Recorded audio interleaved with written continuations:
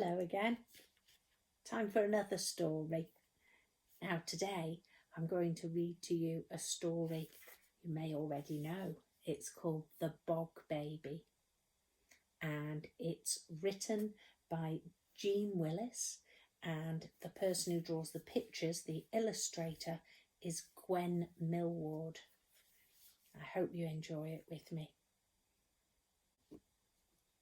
Long ago, when we were little, me and Chrissy did something bad.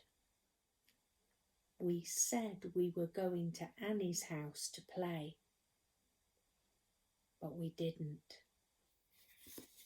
We went fishing all by ourselves, which wasn't allowed. It wouldn't be, would it?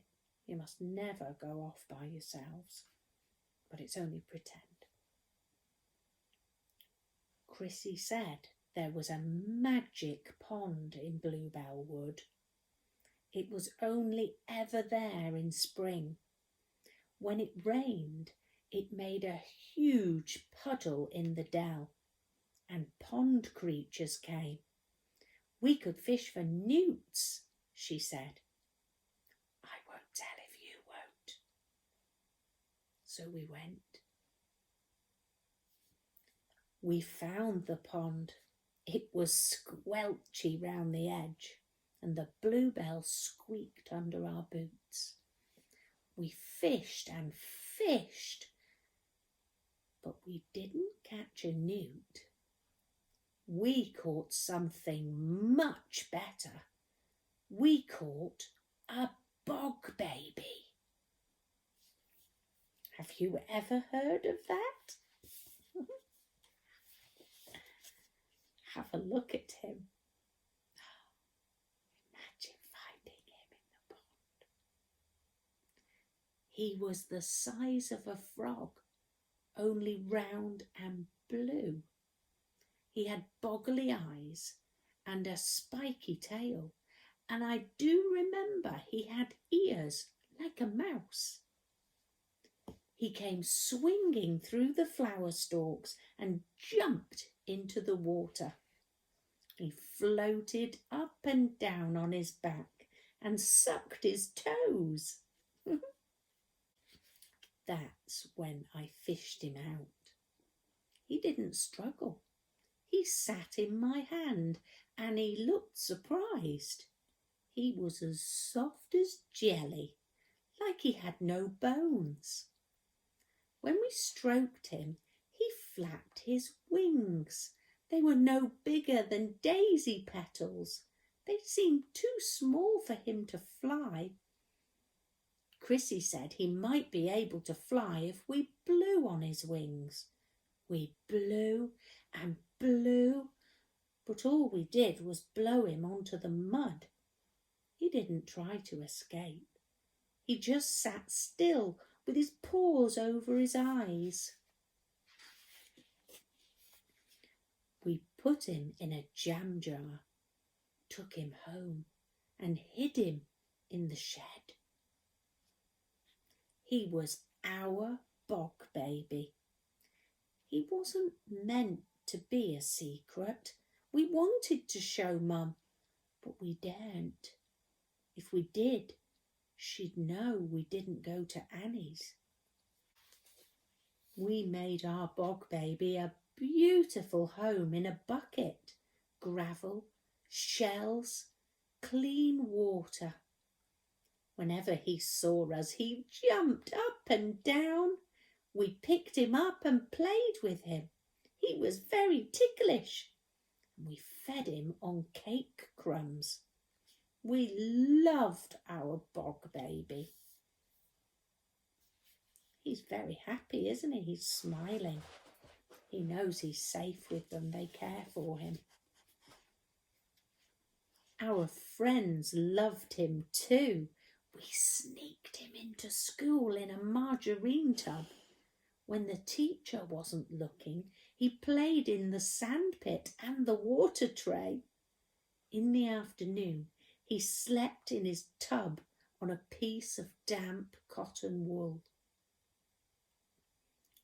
Chrissy made him a collar and lead, and we took him for walks in the field. Once a crow nearly ate him, but we scared it away just in time. Phew! We took great care of our Bog Baby. At least we tried. But he got sick. He didn't jump up and down anymore. He went pale and his wings drooped. He wouldn't touch his cake crumbs. We gave him all sorts, but he just spat them out. We wanted to ask Mum for help, but we daren't because of Annie. But the Bog Baby got thinner. He wouldn't walk on his lead. He hid under his shell. He wouldn't come out, no matter how much we loved him. Mum found us in the shed. Chrissy wouldn't say why we were crying. We'd promised not to tell, but I blabbed. Mum wasn't angry though. When she saw who was in the bucket, she smiled and her eyes went misty. She said she hadn't seen a Bog Baby since she was little. Sounds like Mum knows all about the Bog Baby. Maybe she spotted one when she was a little girl, just the same as her children. Please make him better, we cried. We love him so much. I know, she said, but the Bog Baby is a wild thing. He doesn't belong here. He isn't meant to eat cake, or walk on a lead, or sleep in a tub. Can you remember where he belonged? Yeah, back in the pond. She picked up the bucket and we followed her out. If we really loved Bog Baby, we had to do what was best for him, no matter how much it hurt us. That was real love, and that's why we let him go. What a brave thing to do, and what a caring thing to do. We took him back where he belonged, living in the wood, playing in the pond, and sleeping in the damp leaves under the moon. We never saw him again. I think he grew up and had babies of his own. And last spring, my daughter found the magic pond. And guess what she saw? Hundreds of Bog Babies swinging through the bluebells, catching flies, floating on their backs, sucking their toes. That's what she told me, and that's what I believe. I hope you liked the story. Now you might have noticed this little creature. This is one of Bertie's toys, and it made me think a little bit of the Bog Baby.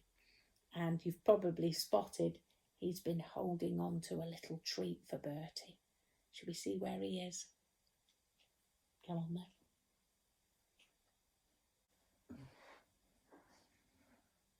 Hello. Hello you. Here he is. He was relaxing. And I think he knows I've got a little treat for him. Would you like a little treat, mister? You like me rubbing under your chin, don't you? Oh, you know. You've been a good boy. Good boy. It's quite a noisy eater, isn't he? There we go. Good boy. Good boy. Was that nice? Yeah. Oh, darling, you looking at everybody? Yeah. Good boy. Thanks for listening to the story. Bye-bye.